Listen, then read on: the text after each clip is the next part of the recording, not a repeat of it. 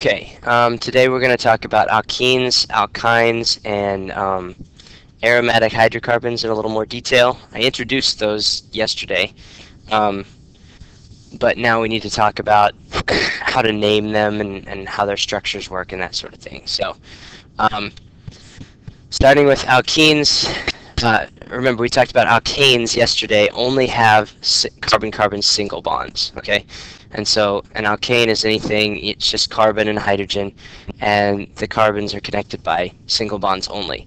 Alkenes have at least one carbon-carbon double bond, okay? So it doesn't have to be every carbon in the chain has to be double bonded to every other carbon, but at least one has to have a double bond, and then we call it an alkene. These are called unsaturated because they have fewer than the maximum number of hydrogens, okay?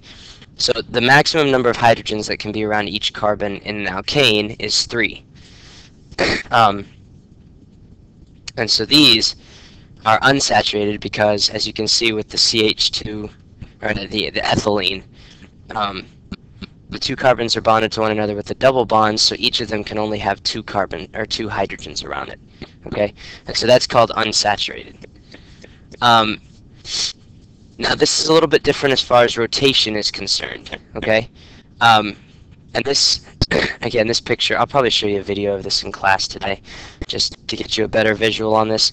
But the idea here is with a single bond, like this alkane over here, you can rotate around this single bond, okay?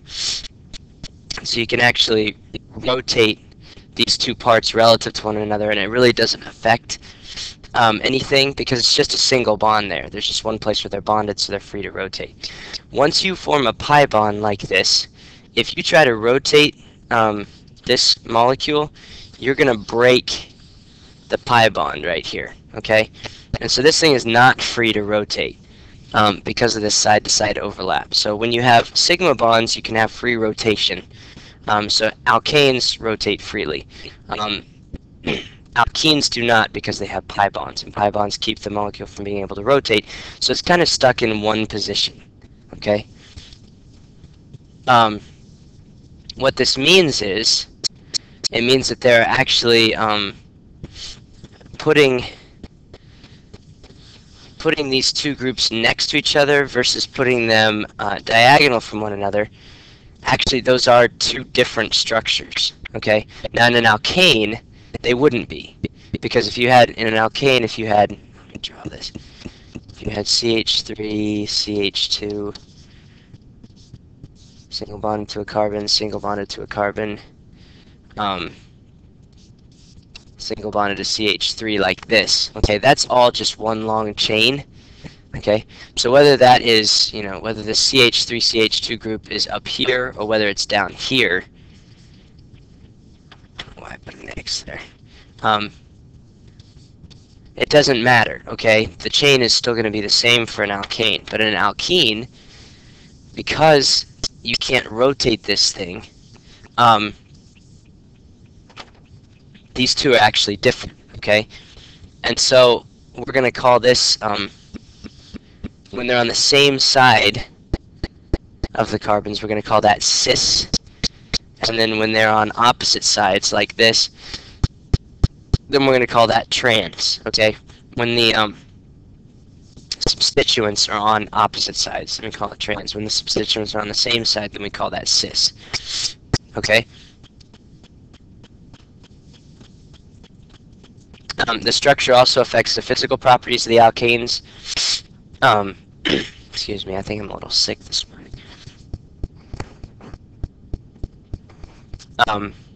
So as you can see here, there's not a huge difference, but the way these things are structured actually affects the boiling point, okay? And as you can see, this methyl propene right here, and it's called propene because the longest chain is a 1, 2, 3 carbon chain. You can see these are numbered here, okay? And this is called methylpropene because you've got a methyl group right here coming off of that, okay? And there's just one substituent, so we don't have to put a cis or a trans or anything like that on this one. but that has a boiling point of -7, okay? And then you come over here, if you've got 1-butene, so if you've got them all in one straight line like this, so again, still 4 carbons, but they're just arranged differently. Now the boiling point is -6 Celsius. Cis-2-butene, okay? So now you've got, again, it's a 1, 2, 3, 4, 4 carbons in a row, so you can see how those are numbered 1, 2, 3, and 4. But these two groups right here are on the same side of the chain, or of the carbons. Sorry, let me try that again. They're on the same side of the carbon-carbon double bonds, okay? They're both above the carbon-carbon double bond spatially, and so that's called cis-2-butene, okay? And then trans-2-butene, you can see the trans here, because this thing, one is on top and one is below the double bond, okay? And so you can see how those different arrangements all have different boiling points, even though it's the same number of carbons and they all have one carbon-carbon double bond, okay? Alright, so let's talk about how to name these. The chain is numbered so the double bond gives the smallest possible number, okay? And cis alkenes, they're going to be on the same side of the molecule. And then trans, they're going to be on opposite sides of the molecule, okay? Let's see here. Okay, so let's go back for a second here. I just want to show you, just thinking about those rules, okay? So if we've got something like this first one here, we have essentially, you know, a 3-carbon chain here. That's the longest chain that you can possibly get on this one. And this one's called methylpropene. I'm gonna have to check into that. I'm not sure why that's not 2-methylpropene.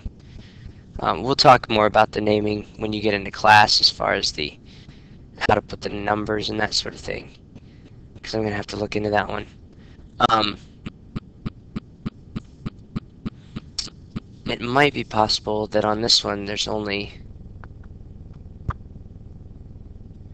yeah, I guess no matter how you structure this one, the only place that it can come off, this substituent, is off of the second carbon, because it doesn't really matter how you would number that thing, or where you put the CH3, it's going to be the same. So that's probably why it doesn't have the 2-methylpropene in front of it. But the reason this is called propene instead of propane is because of the double bond. You put an E in E instead of an A in E, okay? And then you just number the longest chain, and that's how you get this part of the name, and then you have to come up with the prefix. Just like when naming alkanes, except you just change it to an E in E instead, okay? And then this one, you've got 1-butene, okay? And the reason we call it 1-butene is because the double bond is given a 1, okay? So this is butene. You've got 1, 2, 3, 4 carbons in the chain here, and we're telling you with this 1 that the double bond comes off of the first carbon, okay? And then this next arrangement here, cis-2-butene, because again it's a 1, 2, 3, 4 carbon chain, so that's where the butene part comes from. The double bond comes after the second carbon, so that's where the 2 comes from, and then the cis comes from the fact that these two methyl groups right here, which are actually part of the chain, that's why they're not called methyl groups, but they're on the same side of the carbon, or of the double bond, okay? And then same thing here, you've still got the butene, you've still got the double bond coming after the second one, but this one's trans instead because they're on opposite sides of the double bond, okay? So the naming is a little bit more complicated with these, but that's how it works. Alright, so we're going to draw all the isomers of pentene, and we're considering only those with an unbranched hydrocarbon chain, okay? So, in other words, we're not going to do it like the first one. me back up again. Okay, we're not going to show this type of arrangement right here where you've got, you know, two coming off of one of the carbons. We're just going to consider the ones that are unbranched. Okay? So the way this works, we've got C5H10, and this is pentene. Okay? So one of our options here is that we would have the double bond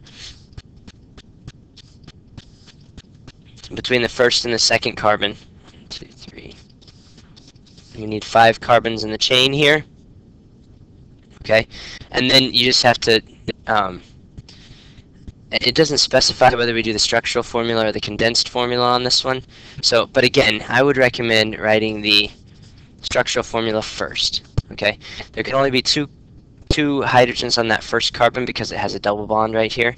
And then this carbon, there can only be 1 hydrogen because it's double bonded to one side and then single bonded on the other side. And then you've got a hydrogen and a hydrogen here. Hydrogen and a hydrogen here, like this. Okay, now if we're going to number this, we need to number from the side that's closest to the double bond. So this is going to be our carbon number 1, this is going to be our carbon number 2, number 3, number 4, and number 5. Okay, and so the way that we would name this one, this is pentene. Okay,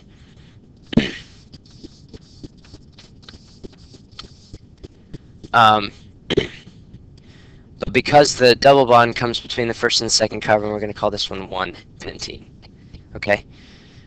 So that's all you have to do on that one. Now, if you wanted to write the condensed formula for this, it would be CH2, double bond, CH, single bond, CH2, single bond, CH2, single bond, CH3. Okay, that would be your condensed formula for that one. Now, another option here is we could have the double bond in between the second and the third one. Okay, and so we've got this possibility, 3, 4, 5, and again, if we're just thinking about the Lewis structure here, this one's going to have 1 hydrogen. This one's going to have 1 hydrogen. This one will have 2. This one will have 3. Okay, so again, it doesn't matter which side we number from on this one. Oh, no, it does. It still does, sorry. We've got to number from this side because then the double bond comes after the second one. If we number from the other direction, then the double bond wouldn't come until the third one. So we have to number it this way. Alright, and so this one's going to be called 2-pentene because the double bond is coming after the second carbon. Okay, and again, if we were going to write the condensed formula for this one, then this would be CH3, single bond CH, double bond CH, single bond CH2, single bond CH3. Okay, so that's the way you'd write the condensed formula for that one. Now, and actually I'm realizing here, what I'm forgetting on this one is the cis and the trans. Okay, now on the first one here, there's only one possible arrangement. When the double bond comes between the first and the second one, there really is no cis or trans there. But on this one, we actually can have cis or trans, okay? And the way that would work, so you guys already all wrote this. I'm very sorry for that. There's actually 2 possibilities with the 2-pentene. Okay? One of the possibilities is that you've got something that looks like this. You've got a carbon up here, and then you've got your carbon-carbon double bond, and then you've got 2 carbons up here. Okay, something like that. And so then you've got, the way the Lewis structure is going to look for this one. You're going to have your 3 hydrogens there. You're going to have 1 hydrogen here, 1 hydrogen here, 2 here, like this, okay? Now that one, because these carbons are on the same side of the double bond,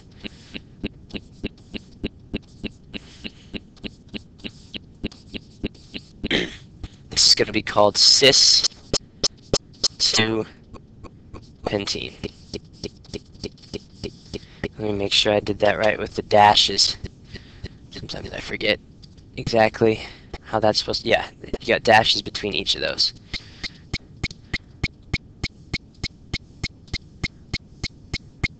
Oh, there it is. I didn't realize it was already written up here.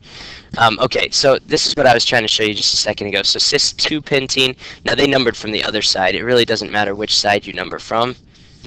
3, 4, 5, okay?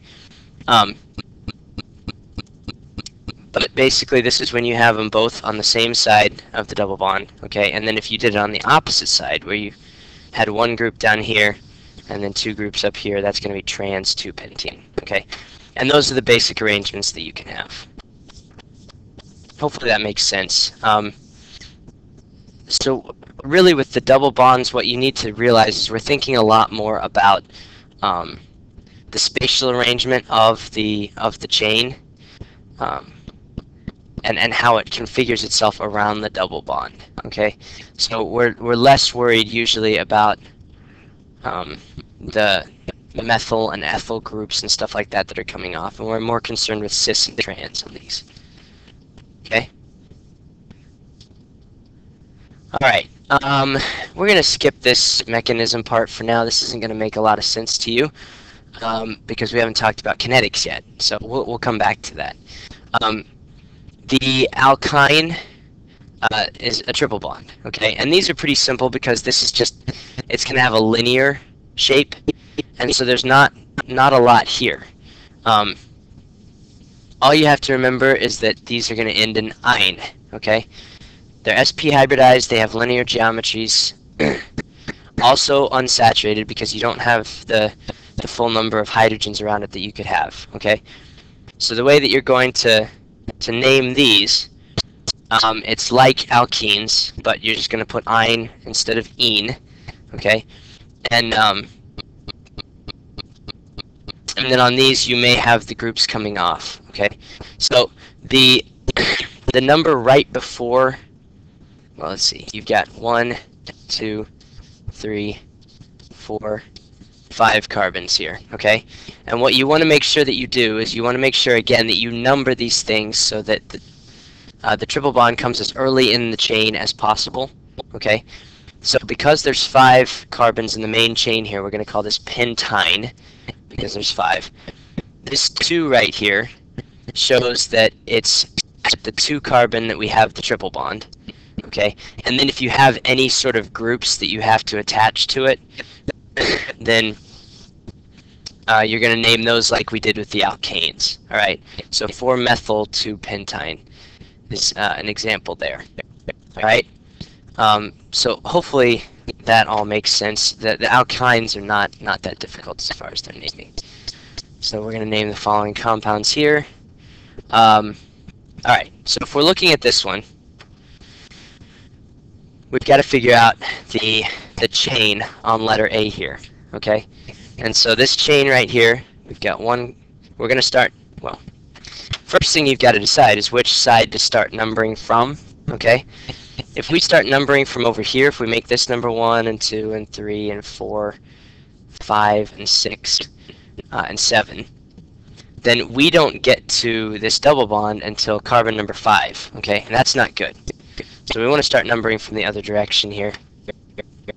1, 2, 3, 4, 5, 6, 7, okay? And the reason we don't go 1, 2, 3, 4, 5, we don't call that one number 5, is because that doesn't give us as long of a chain. So we've got to, this is going to be our substituent on this one, okay? And so I sort of like to work backwards on these. I think that makes the most sense. We've got a 7-carbon chain, so we're going to call this thing heptene. Okay, and it's got to have the E and E ending because we've got a double bond here. All right, and this is 2-heptene. Okay, and if you notice here in the chain, both parts of the chain are above the double bond. They're on the same side of the double bond as one another. So this is going to be called cis-2 heptene. Okay, and then we also have to put our group out in front. Okay, our substituent that's attached to this one. On carbon number 4, we have this methyl group attached. So this is 4-methyl cis-2 heptene. Okay, which, you know, looks kind of ridiculous, but that's the way that we name these things. Okay, now if we come over here to number B, letter B, then we have to find the longest chain again. Okay, and again, if I start numbering from this side, 1, 2, 3, 4, 5, well, then I don't get to the triple bond until carbon number 5, so I don't want to do that. I want to start here, 1, 2, 3, and then I have to consider 4, 5, 6, or 4, 5, 6. Now, in this particular case, it actually doesn't matter. You're going to end up with the same name no matter which direction you go, because you end up with the same length of a chain either way. I think it's probably easier to see this as the substituent group. Okay, so we'll just assume that that's the substituent group for now. But again, you could call this one number 4, 5, and 6, and see this part as a substituent group, and that would be just fine as well. Either way, it's going to give you the exact same name. Okay, so on this one, we've got a 6-carbon chain in the main chain, and so that's going to be hexyne. Okay, because we've got a triple bond here. And we want to call this 1-hexyne because the triple bond comes after the first carbon. Okay, and then we don't have to worry about cis or trans when we're talking about triple bonds because these are going to be linear. But we do have a substituent group here, and this is going to be methyl is if you have 1 carbon on the substituent group. Ethyl is if you have 2 carbons, and then propyl is if you have 3. So this is going to be propyl. This is 3 propyl, 1-hexyne. Okay, and so that's how I would name those. I would kind of work backwards. I think it makes more sense if you do it that way, because then you get the chain. You name it based on the chain, and then you put the number based on where the triple bond comes or the double bond. Then you name it cis or trans depending on which side it's on, and then you put your group on there. Okay. All right. Then the aromatic hydrocarbons. We're not going to talk a lot about how to name these. A lot of them are known just by their common names. But just a couple things about their structure. Okay. Each of these atoms has a and I've shown you the structure of benzene before when we were talking about resonance. And so you can go back and refer to those notes as well if you want a more detailed explanation of how this is working. But you have to imagine that this entire 6-carbon ring is all in the same plane. Okay, and then they each have p orbitals that are sort of coming out from the screen. And all of those are going to overlap a little bit, and they're going to allow for resonance all the way throughout. So you've got essentially 3 double bonds spread out between 6 different carbons. Okay. And so that's the way that's normally written, is just kind of with this circle here, and that's an understanding. Again, I think we talked about this when we were talking about resonance, but that's just an understanding of something like this. Okay. That's how we would draw that if we were drawing all of the possible resonance structures for benzene. But really, this is probably more accurate because this just shows that those electrons are delocalized and they're sort of they belong to all of those carbon-carbon bonds because of the overlapping p orbitals there. Okay, so benzene, you probably need to know that one. That's C6H6. Okay, that's a very common one. You've got a 6-carbon chain there, 6 hydrogens because you've got alternating double bonds. So that's going to be C6H6. Naphthalene, that's mothballs. Some of you might have grandparents with those in their closets. That makes clothes smell funny. But that's naphthalene. That's kind of like two benzenes put together. Anthracene looks like three benzenes put together. And then toluene, technically, probably the better name for that is methylbenzene. Toluene is the common name. Methylbenzene is the way that you would... well, I'm not sure if that's even the proper name for that, because benzene is a common name here. But that is a little more descriptive, at least. It tells that there's a methyl group coming off of the benzene. So the way that these are really written, they have a lot more to do with, so you've got a benzene ring here, okay, 6-carbon ring, and if you've got NO2 groups coming off of this, those NO2 groups are going to be called nitro groups, and so you can see the way that these get named. Ortho is if the two groups are right next to one another. If there's one carbon in between them, then they would call it, that would be called meta. And then para is if they're on exact opposite sides of the benzene ring. Now, I've never seen an AP question on that specifically, so I'm not as worried that you guys know the naming for these. I think if you need to probably know how to name the alkanes, the alkenes, and the alkynes fairly well. But with this, I wouldn't worry too much about it, because there's just a lot to remember there. And again, you know, if you know benzene, that's probably good. I wouldn't worry too much about the ortho, meta, or para. They might ask you a question related to that on the AP exam, but they're probably going to give you the name. I have never seen them ask you to come up with a name for a benzene ring with substituent groups attached to it. So, but these are the different possibilities, the ortho, meta, and para, just so you know. If any of you go on to organic chemistry in college, you'll be talking about this a lot more.